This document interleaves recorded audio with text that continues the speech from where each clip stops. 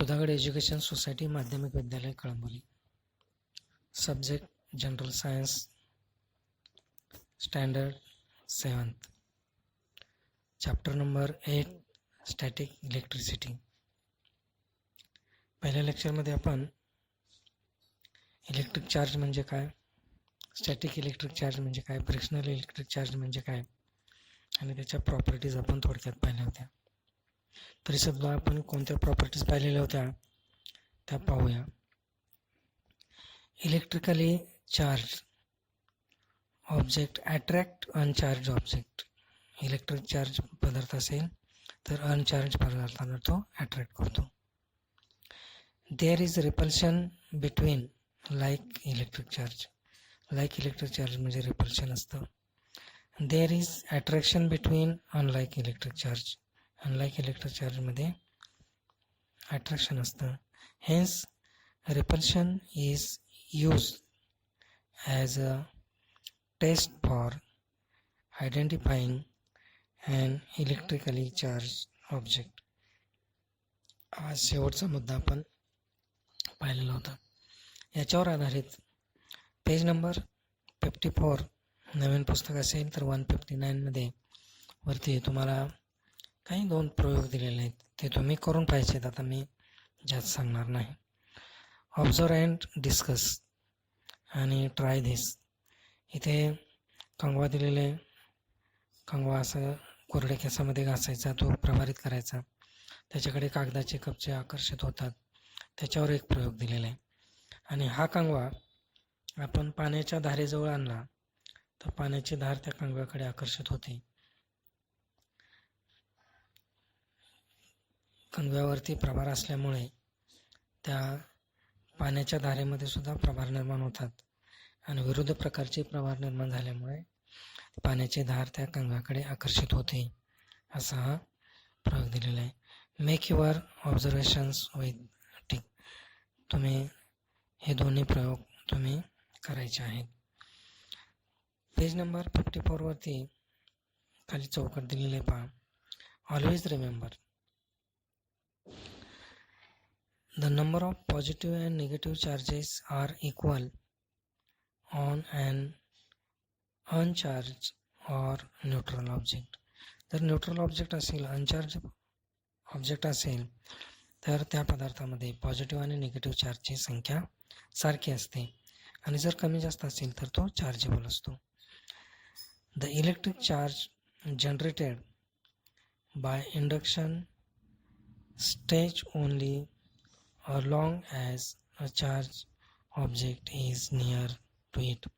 जर चार्ज पदार्थाच्या सानिध्यात तो पदार्थ आला तर त्या चार्ज पदार्थावरचे जे चार्ज असतील ते त्या न्यूट्रल पदार्थावरती येतात. Use your brain. इथंच एक आपल्याला बलून दिलेला बा. Why does charge balloon stick to the wall. Balloon आपण रेशमी कपड्यावर घासलेला आहे आणि तो भिंतीला चिकटलेला आहे. का चिकटलेला आहे त्याचं कारणही आपण शोधून काढायचं आहे. कारण भिंतीवरती आणि बलूनवरती विरुद्ध प्रकारचे प्रभार असतात आणि ते एकमेकाकडे आकर्षित करतात, त्यामुळे ते बलून हा भिंतीला चिकटून राहतो. ट्राय दिस. आता हे ट्राय दिस दिलेले ते तुम्ही जास्तीत जास्त तुम्ही करून पाहिजे. तरी सुद्धा आपण पाहूया. Keep a spent tubelight in a dark place. Rub it vigorously with a thin polythene bag. What happened? एक ट्यूब घ्यायची, गेलेली ट्यूब घ्यायची आणि त्या पॉलिथिन बॅगने ते रब करायचे, घासायचे अंधारामध्ये. तर काय होईल ते तुम्ही तिथं पाहायचे आणि निष्कर्ष काढायचे. Wien and अनचार्ज aluminium ball. इथं एक प्रयोग दिलेला आहे तुम्हाला. ॲल्युमिनियमचा बॉल आहे, तो दोऱ्याने टांगत ठेवलेला आहे आणि चार्ज बलून आहे. तर हा चार्ज बलून ॲल्युमिनियमच्या गोळ्याजवळ नेला तर तो गोळा त्याच्याकडे पहिल्यांदा अट्रॅक्ट होईल. अट्रॅक्ट झाल्यानंतर बलूनवरचे चार्ज आहेत ते बॉलवरती जातील आणि दोन्हीवरती सारख्याच प्रकारचे चार्ज असल्यामुळे नंतर बलूनपासून तो दूर जाईल. म्हणजे लाईक चार्ज असतील तर तो रिपल्शन, चार्ज नसल्यामुळे तो अट्रॅक्ट झाला. या पद्धतीचा तो प्रयोग आहे. तोही तुम्ही इथं वाचून पहा. 2-3 मुद्दे आपल्याला इथं दिलेले आहेत. महत्त्वाचं आपल्याला पाहायचं आहे, इथं आकृती विचारली जाते. Gold lip electroscope. इथं आपल्याला इलेक्ट्रोस्कोप दिलेला आहे. काचेची एक बरणी दिलेली आहे. त्या बरणीमध्ये एक पट्टी, धातूची पट्टी बसवलेली आहे. त्या पट्टीला खाली गोल्ड लिप बसवलेले आहेत, सुवर्णपत्र, आणि वरती तबकडे आहे. अशा पाणी ते काचेचं भांडं असं बंद केलेलं आहे. असं हे उपकरण आहे, त्याला गोल्ड लिप इलेक्ट्रोस्कोप म्हणतात. याच्या साहाय्याने पदार्थावर प्रभाव आहे किंवा नाही हे ओळखण्यासाठी याचा उपयोग केला जातो. This is simple device to detect the electric charge on an object. पदार्थावरती चार्ज आहे किंवा नाही हे ओळखण्यासाठी गोल्ड लिप इलेक्ट्रोस्कोपचा उपयोग केला जातो. It consist of copper rod which has a metal disc at upper end and two twin gold lips at the other. म्हणजे त्याची रचना कशी आहे ते दिलेले आहे. वरच्या बाजूला धातूचे तबकडे, खाली सुवर्णपत्र जोडलेले आहेत, त्याची रचना दिलेली आहे.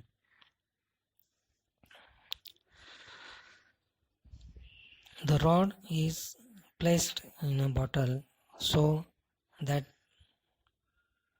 the disc is above the bottle.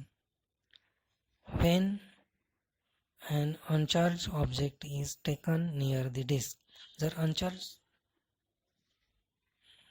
Substance किंवा ऑब्जेक्ट जर त्या डिस्क जवळ आणला तर त्या सुवर्णपत्रामध्ये कोणताही बदल होत नाही. The leaves remains closed. ते तसेच राहतात, क्लोज आहे ते तसेच राहतात, त्यांच्यात बदल होत नाही. When charge object is taken near the disc, charge असलेला पदार्थ जर, इथं आता पॉझिटिव्ह चार्ज असलेला पदार्थ जवळ आणलेला पहा, जर असा चार्ज पदार्थ जर त्या तबकडे जवळ आणला, टच केला, तर नियर चार्ज पदार्थ, when charge object taken near the disc, both the leaves are charged by the same electric charge and repel each other. त्या दोन्ही सुवर्णपत्रावर सारख्याच प्रकारचा प्रभार निर्माण झाल्यामुळे ते एकमेकापासून दूर जातात. म्हणजेच थोडक्यात लाईक चार्जमध्ये रिपल्शन हा गुणधर्म इथं आपल्याला दिसून येतो.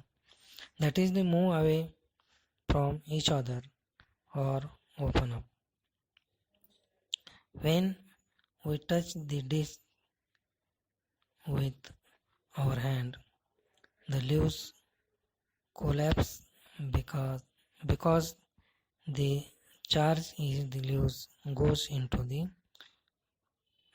earth through our body and the leaves get discharged. आणि परत आपण त्या डिस्कला जर हात लावला तर त्या सुवर्णपत्रावरती आलेले चार्ज आहेत ते पुन्हा आपल्या मार्फत ते संपर्कित होतात आणि पुन्हा त्याची मूळ अवस्था आहे तशी होते. अशा पद्धतीचे गोल्ड लिप इलेक्ट्रोस्कोप आहे. त्याची माहिती वाचा, आकृती पहा.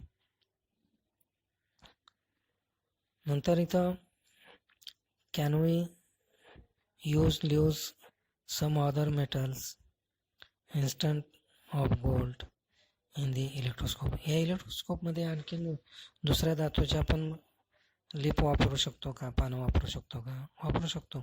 पण गोल्ड हे आहे ते गुड कंडक्टर, प्रत्येक धातूपेक्षा ते गुड कंडक्टर असल्यामुळे इथे सुवर्णपत्रांचा उपयोग केलेला आहे.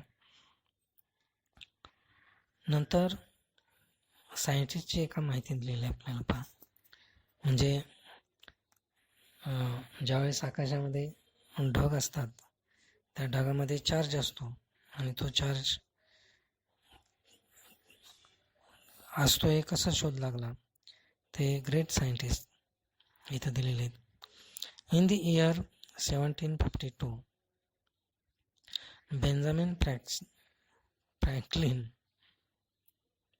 conducted on the experiment of flying a kite with his son William. Benjamin Franklin त्याच्या विल्यम या मुलाबरोबर पतंग उडवत होते. The kite was made using silk clothने पतंग बनवलेला होता. देवदार वूड अँड मेटल वायरने आणि देवदार लाकूड वापरलेलं होतं. The metal wire was joined in such a way that its one end was at the top of the kite and the other end was joined to string of the kite. There was lightning in the sky on the day they flew the kite. ते ज्यावेळेस पतंग उडवत होते त्यावेळेस आकाशामध्ये काही विजा चमकत होत्या. When the metal wire touched to clouds, ढगाला ज्यावेळेस ती मेटल वायर टच झाली, the electric charge got transferred from clouds to kite. त्या ढगातून त्या काईटमध्ये इलेक्ट्रिक चार्ज आले. Then the closed string of the kite become tight and the electric charge reached the earth through the string. त्या धाग्यामधून, पतंगाच्या धाग्यामधून तो electric charge जमिनीपर्यंत आला. The spark was seen where the string touched the earth. ते धागा ज्या जमिनीला टेकलेला होता त्या ठिकाणी स्पार्क झालेला आढळून आलं. Thus he shows that the lightning is the form of electric charge. म्हणजे ज्यावेळेस विजा चमकतात त्यावेळेस तिथं चार्ज निर्माण झालेला असतो हे त्यांनी शोधून काढलं. Page number 56, atmospheric electric charge, तोच इथं आपल्याला दिलेला आहे. इथं आता मी वाचून दाखवत नाही. दोन ढगांचं घर्षण होतं त्यावेळेस तिथं चार्ज निर्माण होतो आणि ते चार्ज जमिनीकडे येतात, ते घरावरती पडतात, झाडावरती पडतात. त्यालाच आपण लाईटनिंग म्हणतो. असा हा प्रयोग आहे. लाईटनिंग म्हणजे काय पहा. वेअर एअर अँड क्लाउड रब अगेन्स्ट इच अदर. हवेचं आणि ढगाचं ज्यावेळेस इन द स्काय, हवेचं आणि ढगाचं ज्यावेळेस घर्षण होतं आकाशामध्ये, the upper part of some clouds on the upper side becomes positive. ढगाचं आणि हवेचं ज्यावेळेस घर्षण होतं त्यावेळेस ढगाचा वरच्या भागावरती पॉझिटिव्ह चार्ज निर्माण होतात and lower sides become negative charge. ढगाच्या खालच्या बाजूला निगेटिव्ह चार्ज तयार होतात. Science behind lightning, that the lightning strike is complicated. Let's us therefore consider the cloud in the sky with the negatively charged base above the plain ground. when the negative charge on the bottom of the cloud become much charge than the charge on the ground.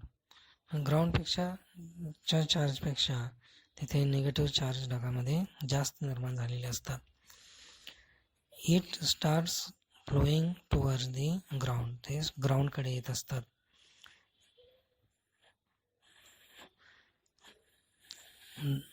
This happens very fast in much less than second. काही सेकंदामध्ये ते electric charge जमिनीच्या दिशेने येतात. And heat, light and sound, उष्णता, प्रकाश आणि आवाज या स्वरूपामध्ये ते जमिनीकडे येतात. Sound energy are produced along with the electric current. त्यालाच आपण लाईटनिंग म्हणतो, वीज चमकणे. वीज चमकते म्हणजे ढगांचं आणि हवेचं घर्षण होतं, ढगामध्ये चार्ज निर्माण होतात. ढगाच्या खालच्या बाजूला जे निगेटिव्ह चार्ज असतात ते जमिनीच्या दिशेने येतात, ते घरावरती, जमिनीवरती किंवा प्राण्यावरती पडतात. त्यालाच आपण लाईटनिंग किंवा वीज चमकणे किंवा वीज पडणे असं म्हणतो. लाईटनिंग स्ट्राईक, वीज पडणे म्हणजे काय ते आपल्याला इथं दिलेलं आहे. You probably know that when there are electrically charged clouds in the sky, electricity is attracted towards tall building or tree. हे जे लाईटनिंग होतं त्यावेळेस जे चार्ज निर्माण होतात ते बिल्डिंग किंवा झाडाच्या दिशेने किंवा प्राण्यांच्या दिशेने ते येत असतात. when lightning strike an opposite electric charge is generated on the roof or of the building or on the top of the tree, induction, due to the attraction between the opposite charge on the cloud and the building, the charge on the cloud blow towards the building. This is called lightning strike. ज्यावेळेस ढगामध्ये ऋण प्रभार निर्माण होतात त्यावेळेस आपल्या घराच्या छतावरती किंवा झाडावरती धन प्रभार निर्माण होतात आणि मग ते ऋण प्रभार धन प्रभाराच्या दिशेने येतात. त्यालाच आपण वीज पडणे किंवा लाईटनिंग स्ट्राईक असं म्हणतो. इथं आपल्याला यूज युअर ब्रेन काही प्रश्न दिलेले आहेत. What kind of damage caused by the lightning strike, कोणकोणतं नुकसान होतं ते आपल्याला इथं दिलेले आहेत प्रश्न, ते तुम्ही शोधून काढा. डू यू नो, तुम्हाला माहीत आहे का, असा एक इथं मुद्दा आपल्याला दिलेला आहे page number 56. Due to tremendous heat and light generated by the lightning, the chemical reaction occurs between nitrogen and oxygen in the air, and nitrogen oxide gas is formed. It mixed with the rainwater, comes down to the earth and supplies nitrogen to the soil, thus the improving its fertility. आपण नायट्रोजनचं स्थिरीकरणमध्ये पाहिलेलं होतं पहा. ज्यावेळेस वीज चमकते तेव्हा nitrogen ऑक्सिजनचा संयोग होतो, नायट्रिक ऑक्साईड तयार होतं, परत त्याचा ऑक्सिजन बरोबर संयोग होतो, नायट्रोजन डायऑक्साईड पाण्यामध्ये मिसळतो, नायट्रिक ॲसिड तयार होतं आणि ते पावसाच्या पाण्यामध्ये बरोबर जमिनीवर येतं आणि मग हा नायट्रोजन पावसाच्या पाण्यात जमिनीवर आल्यानंतर जमीन सुपीक होते, improving its fertility. Due to the energy of lightning, the oxygen in air is converted into ozone. आपल्याला माहित आहे पृथ्वीच्या बाहेरच्या थरामध्ये जवळजवळ 32 किलोमीटरवरती ओझोन थर आहे. मग ढग चमकतात तेव्हा सुद्धा ऑक्सिजन बरोबर रासायनिक अभिक्रिया होते आणि ओझोन वायू तयार होतो. तोही आपल्याला फार महत्त्वाचा आहे. This ozone gas protect us the harmful ultraviolet rays coming from the sun.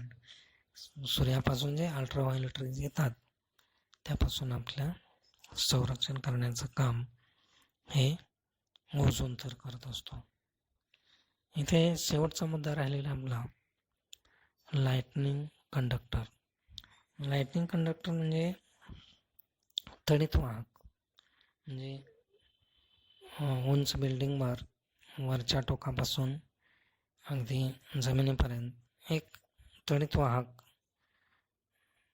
तार जोडलेली असते, त्याला लाईटनिंग कंडक्टर म्हणतात.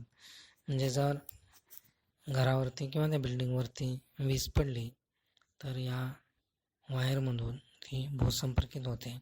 त्याची रचना कशी असते ते इथं आपल्याला दिलेलं आहे. आणि हे का तडित वाहक का बसवलं पाहिजे तर ज्यावेळेस वीज पडते त्यावेळेस बिल्डिंगचं नुकसान होऊ नये यासाठी हे तडित वाहक लाईटनिंग कंडक्टर बसवलेला असतो. इथं तांब्याची तार वापरलेली असते. वरचं टोक इथं टोकदार दाखवल्यामुळे टिपेन कॉपर स्ट्रीम, नंतर cast iron plate, coal and salt. इथं ज्यावेळेस भूसंपर्कित ते जोडलेले असते जमिनीमध्ये त्यावेळेस कोल आणि सॉल्ट वापरले असतं. म्हणजे ते ताबडतोब जमिनीमध्ये गेले पाहिजे यासाठी. हे वाचा आणि त्याची रचना कशी आहे, कशासाठी वापरलेलं आहे ते लाईटनिंग कंडक्टर बिल्डिंगवरती बसवलेला असतो. ठीक आहे, प्रश्नोत्तर सोडवा आणि इथं आपलं हे प्रकरण थोडक्यात संपलेलं आहे. ठीक आहे, पुढच्या वेळेस आपण 9वं प्रकरण पाहणार आहोत, हीट. ठीक आहे, बाय.